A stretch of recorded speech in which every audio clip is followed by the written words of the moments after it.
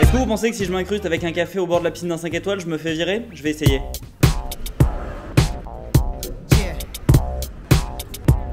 C'est passé. Ok, j'ai eu un problème sur la vidéo. Vous voyez cette ligne là? Parfaitement plate. Ça va pas du tout, c'est-à-dire qu'il n'y a pas de son. Pour qu'il y ait du son, il faut qu'elle soit comme ça avec des espèces de petits pics. Faut que ça balance en rythme et en cadence. Donc voilà, donc là maintenant il y a du son mais malheureusement c'est pas le bon. Et j'ai essayé de me doubler mais c'est hyper galère en fait de doubler sa voix. Donc je propose plutôt de vous raconter ce qui se passait dans la vidéo. Et sinon je comprendrais totalement que vous vous barriez d'ici et j'ai mis une autre vidéo en description qui en ont répertorié. Bref, revenons à nos moutons. En gros on sait tous qu'il y a le sucré, le salé, l'acide et la mer. J'avais pas de Schweppes, du coup j'ai pris une bouteille de gin. Mais ils ont inventé un nouveau truc, Umami. Donc pour voir ce que c'est que cette nouvelle saveur, j'ai commandé chez Deliveroo, chez Umami Burger. C'est une nouvelle chaîne un peu de fast food spécialisée dans les goûts umami. Ça vient de Californie et d'après leur site il y en a un à Paris. Et ensuite avant de passer à la dégustation, j'ai expliqué ce que c'était que l'umami.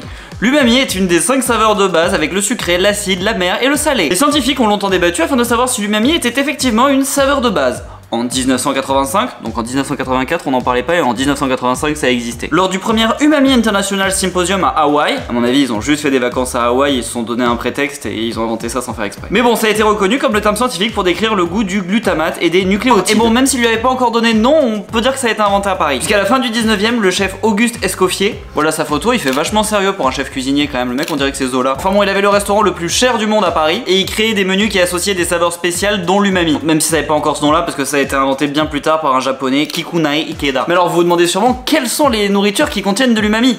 Excellente question. Les champignons, les tomates mûres, le chou chinois et les épinards. Mais également les fromages, les purées de crevettes et la sauce soja. Hier ça m'avait étonné le mot purée de crevettes, mais maintenant je le connais, j'ai déjà fait la recherche, voilà une photo. Ah oui, apparemment le lait maternel a aussi le goût umami. Mais alors quelles sont les propriétés du goût umami, vous vous demandez sûrement? Parce que l'acide ça pique, la mer c'est râpeux sur la langue, et l'umami ça fait quoi? Eh bien selon Wikipédia, il provoque la salivation et une sensation de fourrure sur la langue. Ça a donc l'air répugnant mais je vais pouvoir passer au premier plat pour voir quel goût ça a. Donc chez Umami Burger j'avais commandé un coleslaw, des beignets de cornichons et un burger. J'ai commencé par le burger qui était vegan, qui avait un steak impossible, de la tostinette vegan, une espèce de sauce mayo ketchup vegan, énormément de cornichons, de la salade et de la tomate. J'en ai donc pris une première bouchée, il était délicieux. Je crois que ça se voit à mon visage, j'avais l'air content. Le pain était brioché, il était rempli de mayo, rempli de ketchup. Il avait un goût de burger grillé américain, c'était super. Et il avait énormément de cornichons et je pense que c'est ça qui lui donnait un goût un peu spécial, un peu relevé. Et il avait aussi, je pense, de la sauce soja dedans. Donc le mix un peu de sauce soja et un peu de cornichons, c'est vrai que ça avait un goût bizarre. Umami. Du coup j'ai décidé de passer au second plat, le coleslaw, qui en fait n'était pas du tout un coleslaw comme on peut s'y attendre à l'anglaise, plein de mayo, plein de trucs.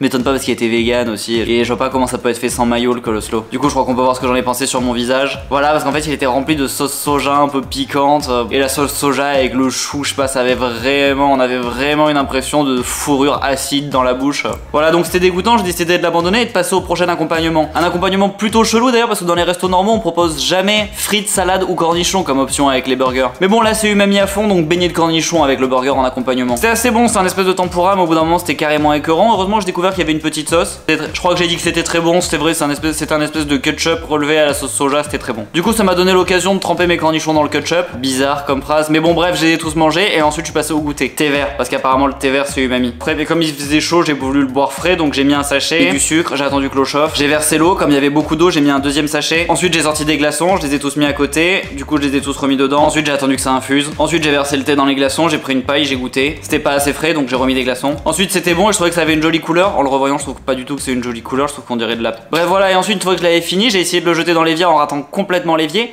Et je suis passé au dîner. Des épinards qu'il fallait que je finisse. Ça tombe bien. Ça tombe bien parce que c'est umami. C'est le seul moment où il y a l'enregistrement avec celui-là. J'avais mis à chauffer et j'étais parti faire autre chose et j'ai complètement oublié et ça a cramé. Ça sent le poisson, ça sent vraiment mauvais. Je suis un peu déçu, ça fait moins de bruit que ce que je pensais que ça allait faire alors que là ça fait un petit voilà, et du coup là le micro s'est redébranché et je suis allé courir. Que ça balance en rythme et en cadence. Faut qu'à chaque fois j'y pense, ça me met en transe. 1h du matin, il y a la queue à la supérette. C'est toi qui fais mon show. Bon voilà, et donc là j'étais de retour, je me suis douché, j'ai ouvert le pain n'importe comment en foutant des miettes partout, j'ai mangé la baguette de pain et la tablette de chocolat et ensuite j'ai dû nettoyer les miettes. Faut que je me trouve un métier. Au fait, pense à t'abonner en appuyant sur le bouton ici. T'as 15 secondes, t'as encore largement le temps de le faire. Tu peux aussi regarder cette vidéo qui est ma vidéo préférée. Normalement elle se passe dans le désert, mais si c'est plus ça, c'est à dire que la nouvelle est encore mieux. Donc vraiment tu devrais la regarder. Celle-là, ça devrait être ta préférée d'après YouTube. Et là tu peux te laisser porter et toutes les regarder d'un coup. Comme ça permet de toutes les regarder d'un coup sans se poser de questions, c'est vraiment pratique. Et voilà, c'est à peu près tout. À demain. Bisous. Pas bisous. Ciao ciao. Non, pas ciao ciao non plus, c'est ringard. Faut que je me trouve un métier.